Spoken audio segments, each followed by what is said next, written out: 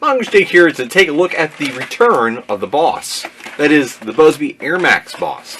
This is a magazine-fed top prime mega firing blaster that Busby had introduced years ago, discontinued, along with the Baron and the Tyrant, in what I thought was a small but very, very good mega line. They had introduced this to compete with, of course, the Nerf Mega, and the Air Max line was very, very good. It featured mag feeding out of both the Boss and the Tyrant, with top prime spring power on, again, both the Boss and the Tyrant, and it was a two-shot front loader with the Baron, which is an extremely compact little thing. Now, this thing is making a return, and so far, at least for me, is a Dollar General exclusive. Might see it show up in other places later, but it is $13, including the blaster, magazine, and 6 of Busby's darts, which are the original Air Max darts that have the blue foam yellow suction tip, not the whistling type like Nerf's. Now, once you get it out of the package, and yes, I bought 2, but I bought these with my own money at local Dollar General. It's been very sporadic so far to see them arrive, and one Dollar General had 2 of them. I grabbed them both. I've checked 3 others, haven't found them yet. But when you get it, go ahead, take it out of the package, pull your top prime back, grab your magazine, which holds 3 of Busby's Air Max darts, load up your 3 darts, and while we're on the subject of darts and magazines, these darts work in Nerf Mega, Nerf Megas, or aftermarket ones such as these Whirlwinds work in this. I've actually done extensive testing, firing another chronograph with both these regular Nerf Megas and, of course, the included darts. And on the subject of cross-compatibility, Nerf Centurion magazines do work, as well as Busby's original 12-round magazines also work. So you can fire any brand of darts, and any brand of Mega magazines can be used in these. And once you get your darts loaded, pop the magazine in, shove the priming bar forward, and fire. Of course, the included magazine has 3 shots. I put this over my chronograph, and with primarily testing with the Busby darts, I was getting an average of about 67 to 68 feet per second. The Whirlwinds were actually coming in a little bit higher, even though they're heavier. I was actually getting 71 foot per second average over my chronograph with the aftermarket Whirlwind Megas. Something to keep in mind, the Busbys do fly pretty accurately. They were, in the past, noted to be significantly more accurate than the Nerf Whistling Megas, and they still are. The Whirlwinds have come out since then, and they provide a nice combination, and they do function very well with this blaster. So going over it, for your $13, what do I think about the blaster otherwise, other than it's extremely cross-compatible with everything, and simple to use? This thing does not suffer the normal thought of everybody with Busby grips not being comfortable. This grip is very comfortable. As you can see, that's a full hand, easily wrapping around, plenty of room in the trigger well for a finger, plenty of room also to rest it anywhere else.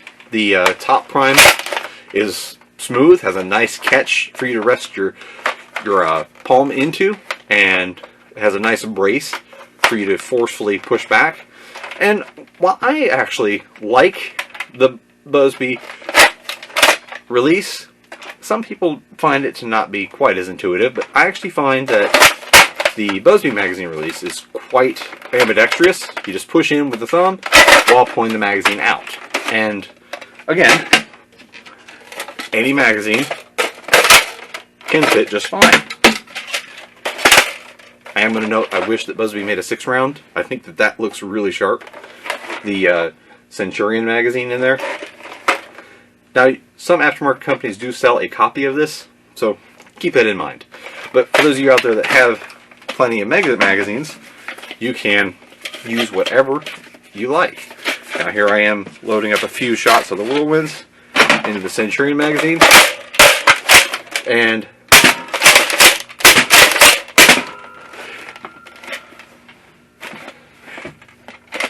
that's satisfying to do. The Air Max Boss actually provides everything that you would want out of a Mega. It's got good enough power. in stock form. And for those of us who do like to tinker, outside of a solvent welded front, this is pretty easy to work on.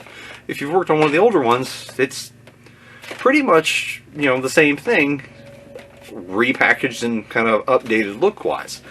Now, I will note that a fellow reviewer, Buff Daddy Nerf, of the Blaster Hub blog, he noted that when he took his apart, he found that the breech has a hole towards the back of it that allows air to escape, lowering the performance. Wouldn't be too hard to plug that to get a little more performance, and while you're in there, pop out the air restrictor, upgrade the spring, and you'd have a punchy, but still very manageable size, Mega Blaster. And with the fact that it is magazine fed, means you can keep a few of these little 3-round magazines, and I hope Busby does sell them, because, well, 3 rounds isn't a lot. Look at the profile of that. The profile of that's pretty sleek. With a 3-round in it, there is a purpose of running that. And if you run that, you could actually have a large holster for that to fit in, and keep 3 or 4 of the 3-round magazines on hand. Be great for those games where there's a special purpose to mega rounds. You know, if you use them to take out shields, there you go. Not too big, not too bulky, a little bit chunkier than a Magnus, but carrying quicker to reload than a Magnus, because you can swap mags really fast to top off, and you could always run the Busby 12-rounders, which quadruples your ammo capacity. So for $13, it's hard to fault this thing. I was getting near elite performance out of Mega Darts, which is, you know, pretty solid. And this thing does have some mod potential, along with being comfortable, easy to use, and priced at only $13. You have to keep that in mind. That is $13 there as a price tag for what is one of the best Mega Blasters that was ever made.